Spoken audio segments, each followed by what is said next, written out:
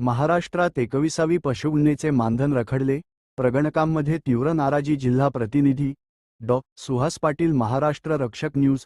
विशेष वृत्त. महाराष्ट्र शासनाच्या पशुसंवर्धन विभागामार्फत राबविण्यात आलेल्या 21व्या पशुगणनेचे मानधन अद्यापही प्रगणकांच्या खात्यावर जमा झाले नसल्याने राज्यभरातील प्रगणकांमध्ये तीव्र नाराजीचे वातावरण निर्माण झाले आहे.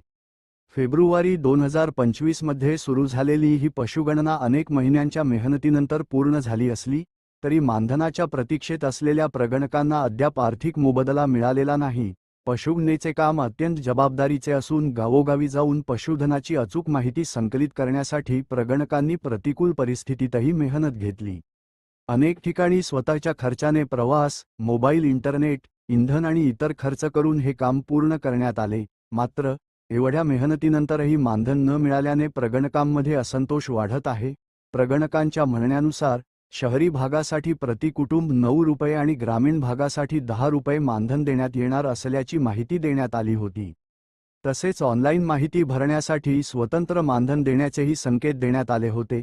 मात्र प्रत्यक्षात अद्याप कोणत्याही प्रकारची रक्कम जमा झालेली नसल्याची तक्रार अनेक प्रगणकांनी केली आहे.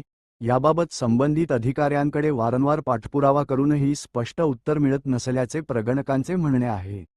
काही ठिकाणी निधी उपलब्ध होताच मानधन वितरित केले जाईल असे सांगण्यात येत असले तरी निश्चित कालमर्यादा जाहीर करण्यात आलेली नाही.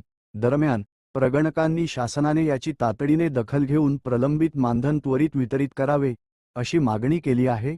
पशुगणनेसारख्या महत्त्वाच्या शासकीय उपक्रमात प्रामाणिकपणे काम करणाऱ्या कर्मचाऱ्यांना वेळेवर मानधन मिळणे आवश्यक असल्याचे मतही व्यक्त करण्यात येत आहे. प्रगणकांनी इशारा दिला आहे की मानधनाचा प्रश्न लवकर निकाली न निघाल्यास आगामी शासकीय सर्वेक्षण व पशुसंवर्धन विभागाच्या विविध उपक्रमांमध्ये सहभागी होण्याबाबत नकारात्मक परिणाम होऊ शकतो. त्यामुळे शासनाने तातडीने निर्णय घेऊन सर्व प्रगणकांचे प्रलंबित मानधन अदा करावे अशी सर्व स्तरातून मागणी होत आहे.